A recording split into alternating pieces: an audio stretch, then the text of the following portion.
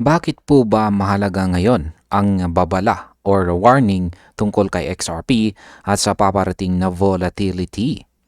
Ayan, sa susunod na linggo ay inaasahan po ang matinding galaw ng XRP at hindi po ito galing sa chismis o hype lamang.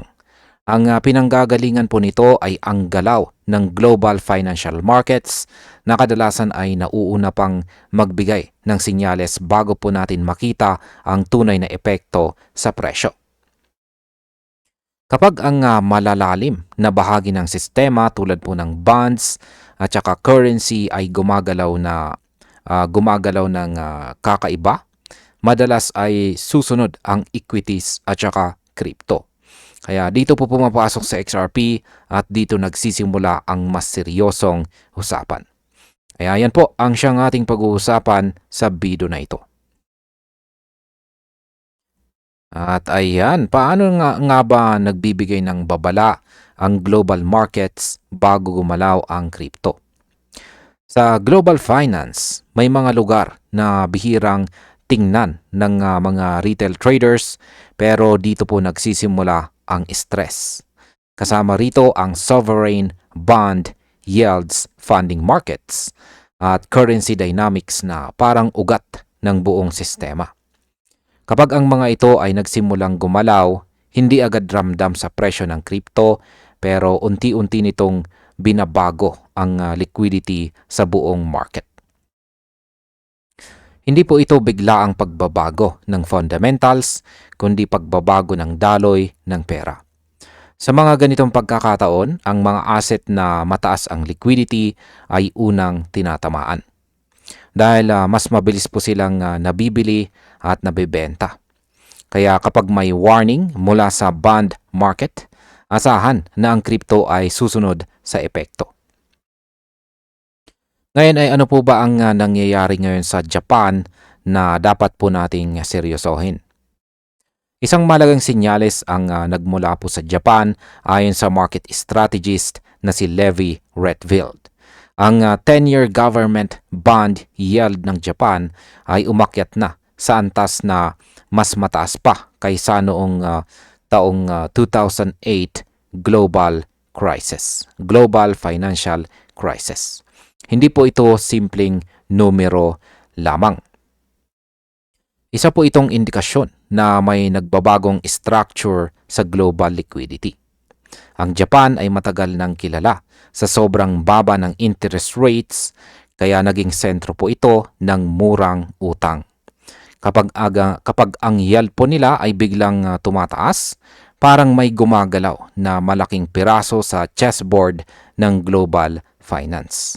At kapag gumalaw po ito, lahat ng asset ay kailangang umangkop. Ngayon, bakit po ba critical ang Japan bond market sa buong mundo? Sa loob ng maraming dekada, ang Japan ay nagsilbing pundasyon ng tinatawag na yen carry trade. Dito, humihiram ng murang yen ang malalaking institution para ilagay ang pera sa mas mataas ang kita na assets sa ibang bansa. Tahimik po nitong sinuportahan ang risk-taking behavior sa buong mundo.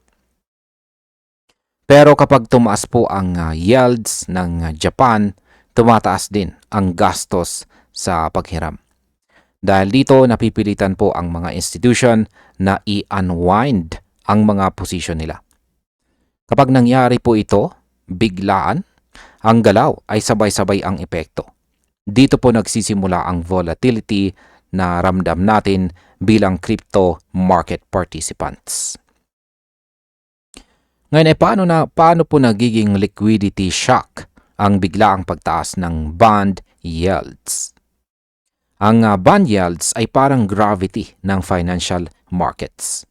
Kapag bigla itong lumakas, lahat ng risk assets ay parang hinihila pababa o biglang tinutulak sa matitinding galaw. Hindi dahil nagbabago ang kwento ng isang asset, kundi dahil nagbago ang availability ng pera. Kapag humihigpit ang liquidity, mas nagiging emosyonal ang market. Ang crypto ngayon ay mas konektado na sa macro kumpara noon.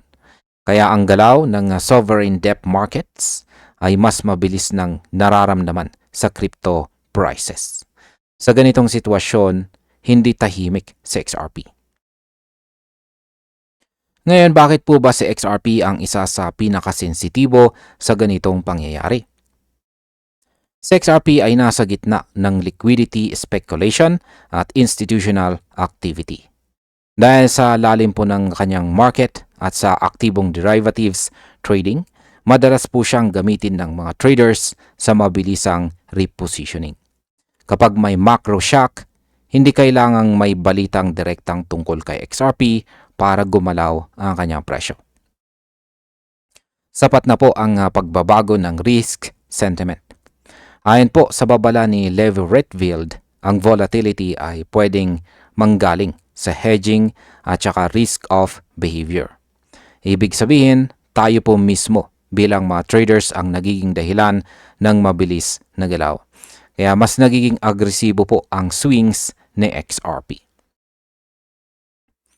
Ngayon ay ano po ba ang dapat nating asahan sa paparating na linggo para kay XRP? Hindi pa malinaw kung pansamantala lamang ba ang breakout ng Japan yields o isang structural shift. Pero isang bagay po ang malinaw. Bihirang baliwalain ng market ang ganitong signal. Para kay XRP, ang usapan ay hindi direksyon kundi intensity ng galaw. Mas mabilis po ang pump at mas mabilis din ang dump. Ang mga reaksyon ng traders ay magiging mas emosyonal. Ang bawat balita ay pwede pong magdulot ng mas malaking epekto kaysa dati. Kaya ang paparating po na linggo ay kritikal para sa atin bilang mga holders at traders ni XRP. At bilang panghuli ay ano naman po ang aking masasabi tungkol dito. Sa ganitong klase ng macro environment, hindi po sapat ang hype o paniniwala lamang. Kailangan po ng disiplina at malinaw na risk management. Si XRP ay parang isang tao na nasa gitna ng bagyo kaya mas malakas ang emosyon at kanyang galaw. Hindi ito nangangahulugan ng katapusan o siguradong pagtaas. Ang ibig pong sabihin nito ay mas kailangan nating maging alerto. Ang volatility ay pwedeng maging kaibigan o kaaway depende po sa paghahanda natin. Kapag ang bond market ay nagsalita, lahat ng asset ay nakikinig. At ngayon, malinaw na nagsasalita ang market. At ayan, hanggang dito na lamang po tayo sa video na ito mga ka-crypto. Maraming salamat sa panonood.